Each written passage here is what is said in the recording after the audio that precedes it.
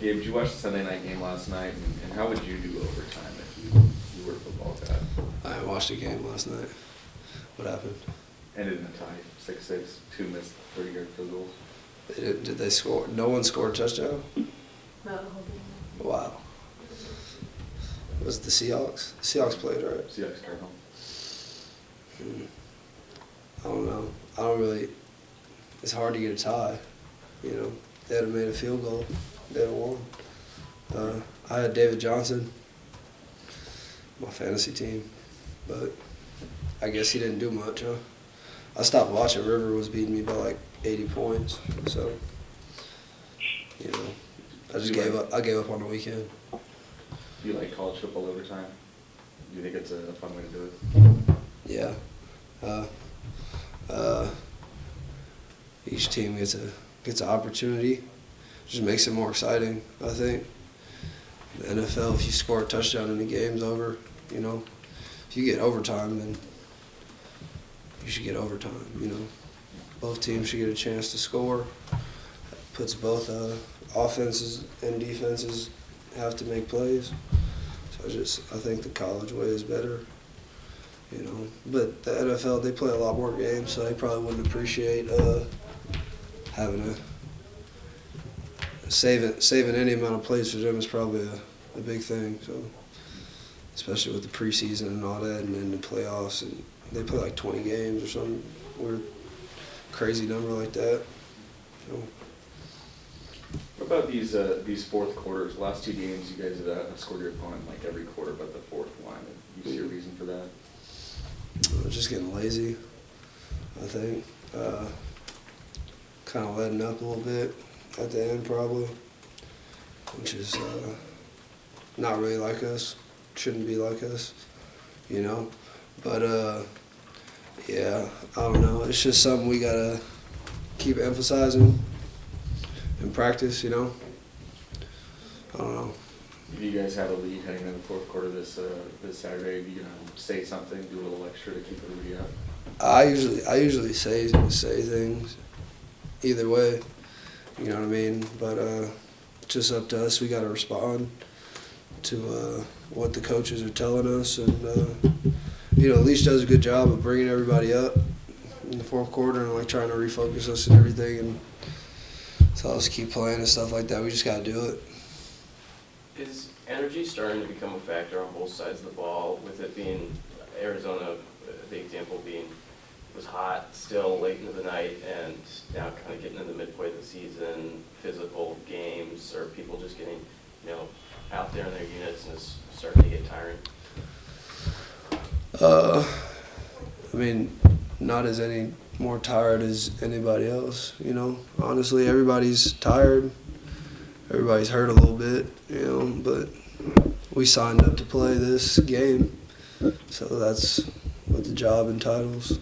You gotta, you know, fight through it a little bit, but that's not the problem. I mean, we've been playing, most of the guys on the team been playing football for basically their whole life, so I mean, it's not like a surprise that we're tired or anything. It's just, I think we're just being kind of lazy. You mentioned everyone being hurt. I mean, you know, Luke Falk took some pretty big shots in that game. How impressed are you with the toughness that he shows, you know, kind of game in and game out for you guys? I'm not really impressed anymore. Not anymore. I was impressed initially, but he's been doing that for a long time. So, you know, I'm not really impressed anymore with that. I expect him to be out there. You know what I mean? I don't know. Maybe something crazy happened, and like, you know, he's just like, I don't care about my ankle. You know what I mean? Like I'll run on it, even if it's like dangling or something. That would be impressive, but I hope it doesn't get to that. But I think he's got a really high pain tolerance. I don't know. Maybe he's faking. You know what I mean? I've said that. I think he might do it for the cinematics of it. Maybe he's really smart. He probably plays mind games with us, knowing that he can manipulate us to get us to play harder. If we see him like, you know, like, oh man, you know, I'm hurt, something like that. I don't know. He's a smart guy. I don't put a lot of things past him. What's it like, all these kind of, I think you made reference to the Pac-12 After Dark concept post-game. What's it like, just the Pac-12 right now? I mean, do you really feel like, any game, anyone can beat anyone, you never know what to expect? I feel what you feel. You feel what I feel. How do you know what I feel? Because you just asked that question, so you obviously feel a certain way about it. You obviously think that anybody could be beaten in Pac-12 and that Pac-12 After Dark is crazy and it's great TV and, everybody should want to watch Pac-12 football because you never know what you're going to get. Am I right? You're not wrong. All righty then. Is quarterback a position where it's sort of rare in your experience to find guys like Luke who will play through pain and do stuff like that compared to a wide receiver or maybe something else? I mean, don't compare him to us. We got the nod for probably the softest individuals on the field overall as a group. You know what I mean? The wide receiver position, but I don't know. I mean, the quarterbacks that I've had here, I've had Luke, and I had Connor, and they both were warriors basically. I mean, Luke Connor wasn't he dying or something one game? Yeah. From something in his inside of him was bleeding out, and he's throwing for 450 yards or something like that. That's crazy, So I've been blessed with tough guys. I don't know. Other quarterbacks are soft or anything. I don't know. I play here. How much does it mean on those final drives to have Luke sort of be the calming influence? This dates back all the way to sort of Rutgers last year. I know that's when the light bulb went off for everybody, but he always seems to buckle down when the moment gets big. How important is it, you said? Yeah.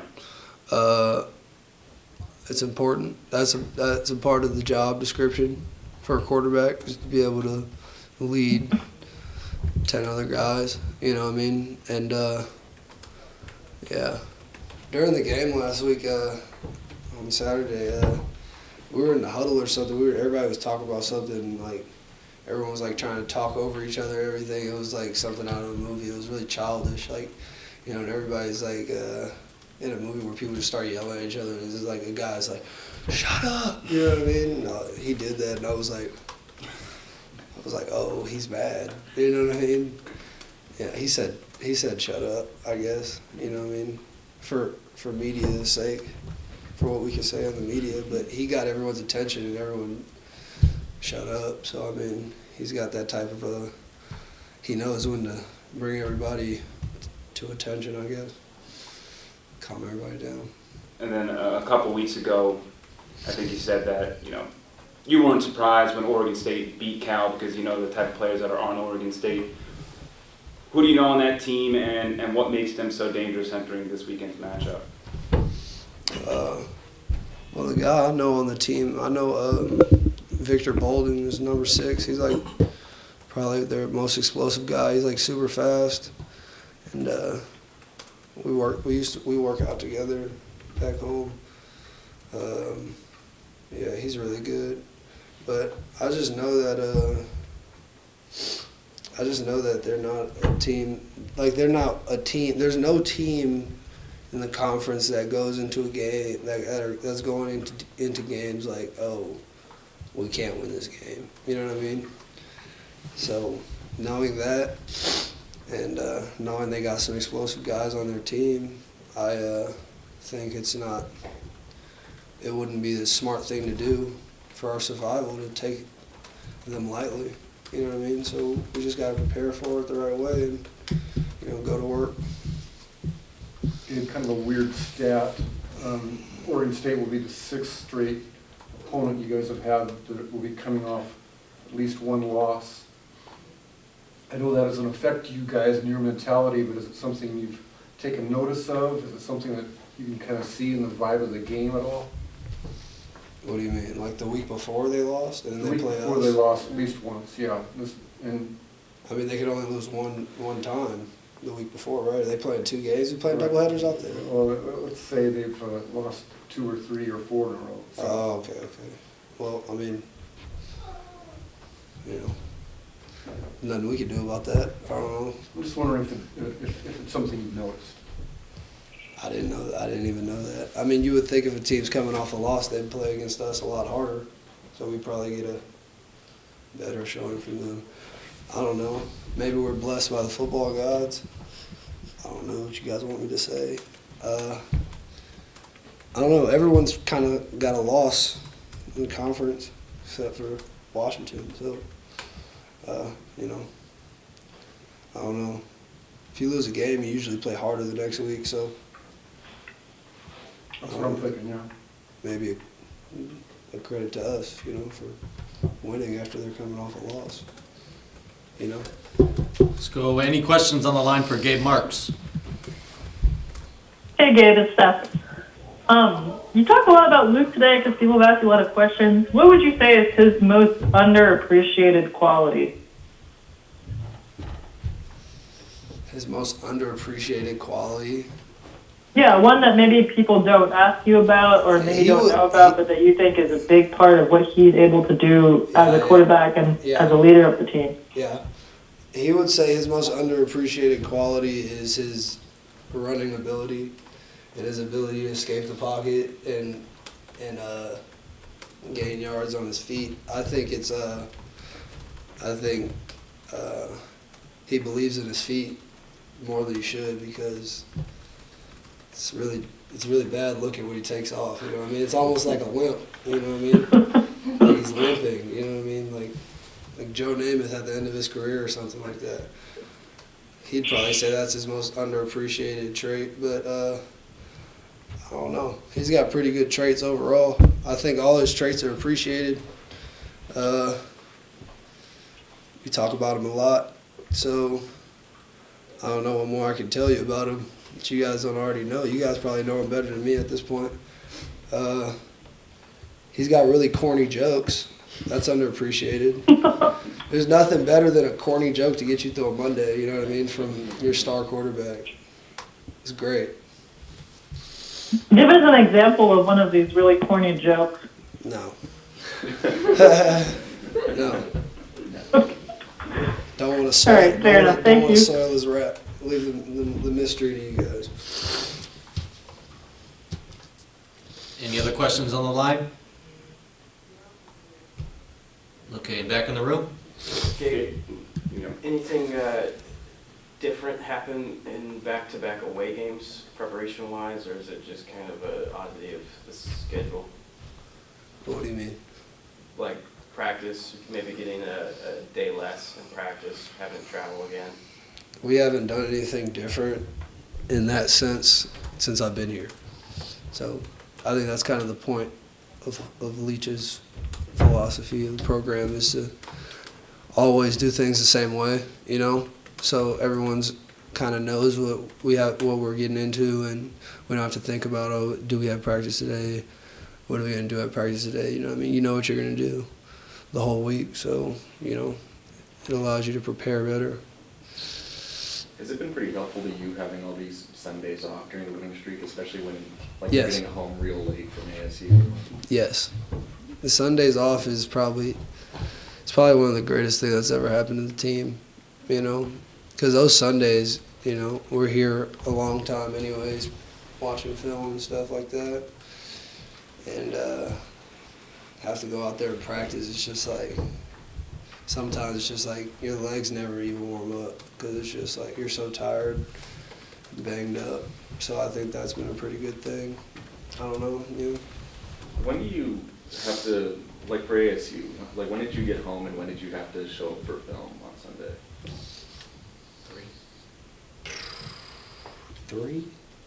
Some All right, we got home at like 3. Yeah, so we got home at 3. I didn't go to bed till probably like 5. You know what I mean, 5:30, and then we have workouts. We start workouts at 2:45 the next day, but then we're there till like 9. You know what I mean? So it's a long day.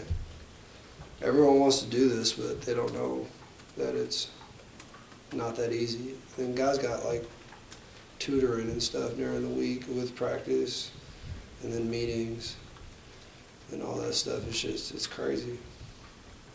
It's crazy. Gabe, when I say you have 31 touchdown passes in your career, Catches. Catches. I wish I had 31 That's not touchdowns. bad, yeah. Maybe you can still catch up on the flip side, but what does it mean to hear that number and to know the records that are coming a couple more TDs away?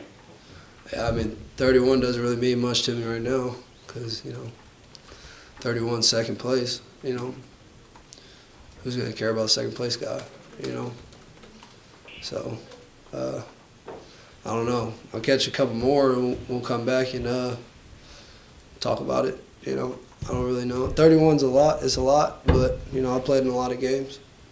So, you play in a lot of games, they expect you to produce something. So, just been trying to do my job, and we obviously know what's coming. Eventually, that'd be pretty cool. Someone came and say stuff to you about any of that stuff, blogs and all that, picking up your quotes. No, No. on camp like students and stuff. Yeah. Or No. just in general, No, people. no. It's usually just on Twitter and stuff like that. People just kind of like look at you, and it's like you look back at them like do we know each other? You know what I mean? Like, I kind of feel like we know each other. Like maybe we had a class together, we did a project together. That I'm just being a bad guy, and then they're just like they don't know you. You know what I mean? It's kind of odd. You just try to be nice about stuff like that.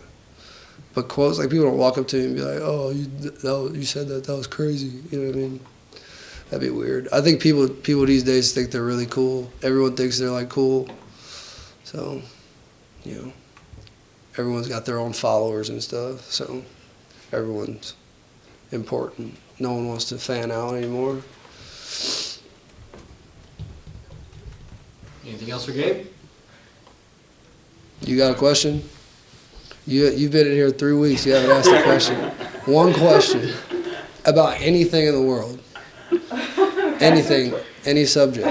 Well, I saw you at the protest last week. There we go. How did you feel in that situation as an athlete and with everything going on with athletes protesting? That's a good question. See, I knew you had something for me. I knew it.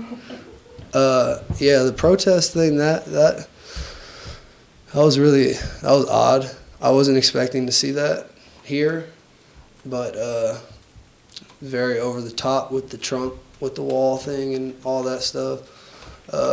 But it was good to see people, expressing their freedom of speech and their right to protest and everything, and doing it in a peaceful manner at a time where it's really hard to do anything peacefully these days.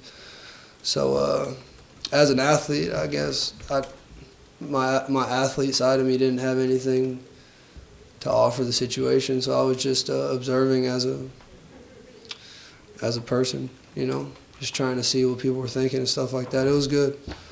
Thought it turned out to be a good deal. Do you like Colin Kaepernick's stance? Do I like his stance?